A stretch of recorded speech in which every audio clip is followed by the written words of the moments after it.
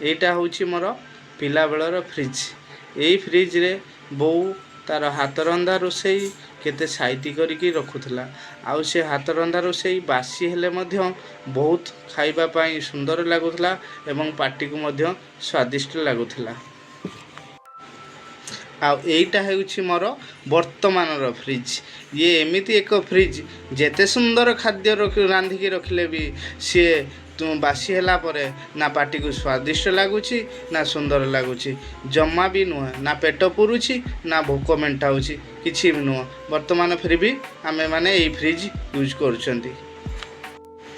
ସାଙ୍ଗମାନେ ଆପଣ ବି ଅନୁଭବ କରନ୍ତୁ, ସେତେବେଳେ ଆମ ପାଖରେ ଟଙ୍କାଟିଏ ନଥିଲା, କିନ୍ତୁ ସେ ଫ୍ରିଜ୍ର ଖାଇବା ଆଉ ବର୍ତ୍ତମାନ ଫ୍ରିଜ୍ର ଖାଇବା ଭିତରେ ଆକାଶ ପାତାଳ ଫରକ।